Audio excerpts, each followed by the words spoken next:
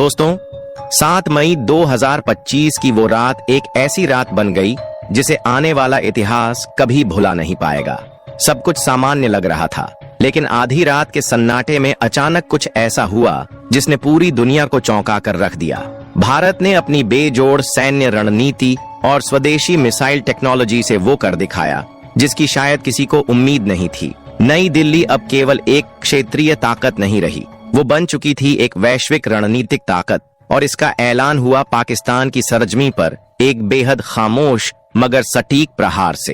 Rafale और Sukhoi जैसे घातक फाइटर जेट्स ने पाकिस्तान के 9 बेहद अहम ठिकानों को बिना किसी चेतावनी के निशाना बनाया, इतनी चुपचाप और इतने परफेक्शन के साथ कि किसी को भनक तक नहीं लगी। भारत ने अपनी सरहद तक पार नहीं की, लेकिन दुश्मन का दिल चीर दिया। ब्रह्मोस, स्कैल्प और हैमर बम जैसे स्टैंड ऑफ हथियारों ने दुश्मन के ठिकानों को कुछ इस अंदाज में तबाह किया कि कोई भी निशाना छूटा नहीं, जैसे सब कुछ पहले से तय हो। मगर कहानी यहीं खत्म नहीं होती। असली झटका तब लगा जब पाकिस्तान ने अपनी सबसे भरोसेमंद मानी जाने वाली फौजी ताकत को हवा में उतारा, F-16 और JF-17 जैसे फाइटर जेट्स को। शायद उन्हें लगा था कि जवाब दिया जा सकता है, लेकिन भारत पहले से तैयार था। आकाश मिसाइल, भारत की स्वदेशी सुरक्षा की एक चुपचाप लेकिन घातक ताकत।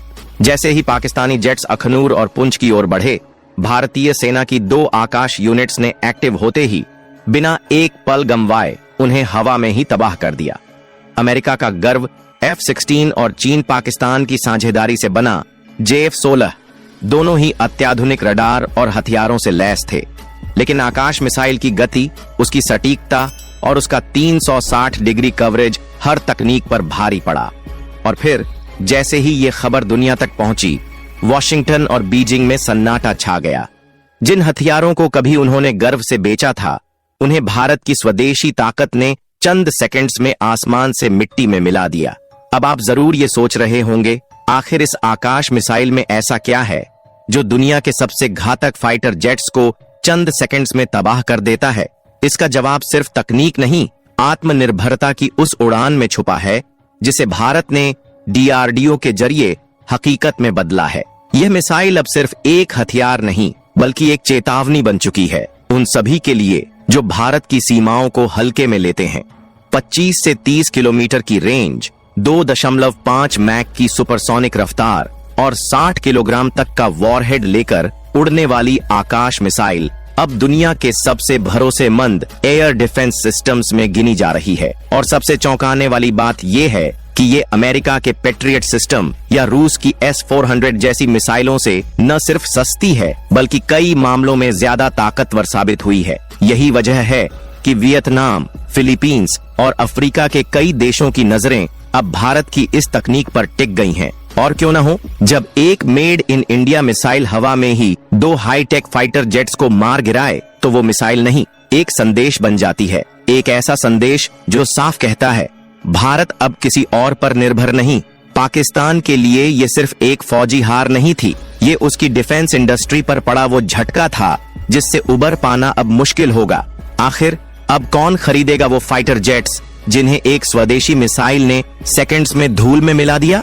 लेकिन ये पूरा ऑपरेशन सिर्फ आकाश तक सीमित नहीं था। इसका दूसरा घातक चेहरा था राफेल।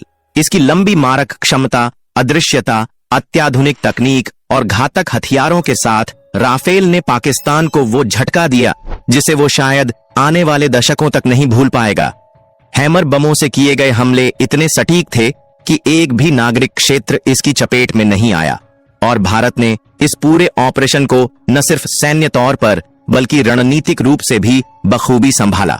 ऑपरेशन शुरू करने से पहले अमेरिका, रूस, ब्रिटेन, UAE और सऊदी अरब जैसे प्रमुख देशों को इसकी जानकारी दे दी गई, ताकि न कोई संदेह बचे, न कोई अंतर्राष्ट्रीय गलतफहमी। संयुक्त राष्ट्र ने भले ही बातचीत की अपील की हो, लेकिन साथ ही यह भी मान लिया कि जब बात भारत की सुरक्षा की हो तो उसे हर सीमा तक जाने का हक है।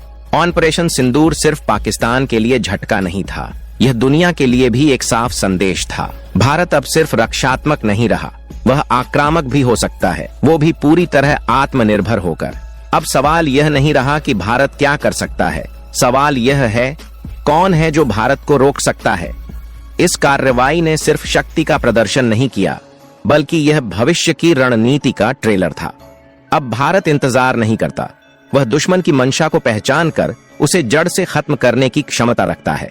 इस ऑपरेशन की सबसे बड़ी बात थी भारत की सोच में आया गहरा बदलाव। पहले भारत वार झेलता था, अब वह बिना सीमा लांघे दुश्मन की सोच को ही मिटा देता है। अमेरिका, रूस और पश्चिमी देशों को पहले ही भरोसे में लेकर भारत ने यह साबित कर दिया कि अब वो केवल जंग नहीं लड़ता, वो उसे अंतर्राष्ट्रीय मंच पर भी वैध ठहराना जानता है।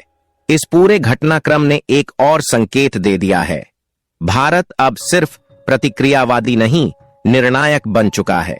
भारत अब केवल अपनी सुरक्षा तक सीमित नहीं रहा, अब वह खुद को दुनिया के सबसे बड़े हथियार आपूर्तिकर्ताओं में शामिल करने की तैयारी में है। आज जो देश आकाश मिसाइल में दिलचस्पी दिखा रहे हैं, कल वो भारत के साथ मिलकर विशाल डिफेंस प्रोजेक्ट्स में कदम से कदम मिला सकते हैं।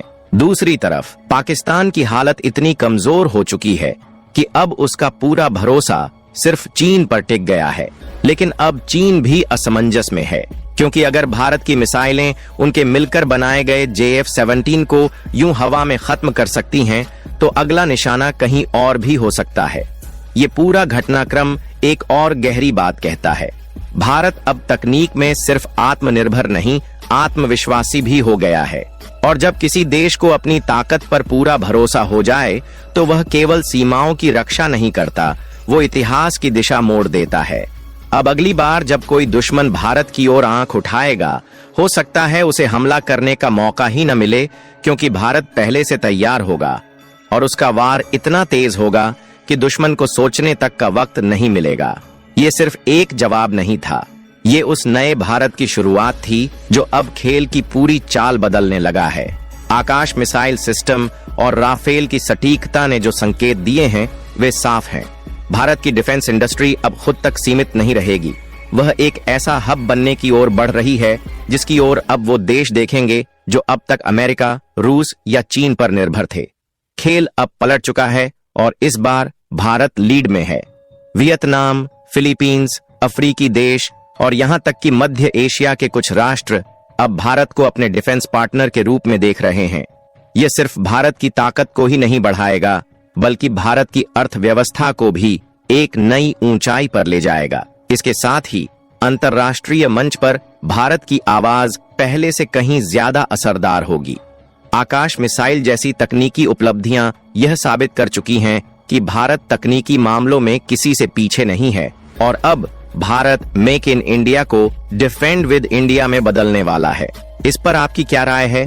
कमेंट में जरूर बताएं। वीडियो अच्छी लगी हो तो लाइक करें और चैनल को सब्सक्राइब जरूर करें।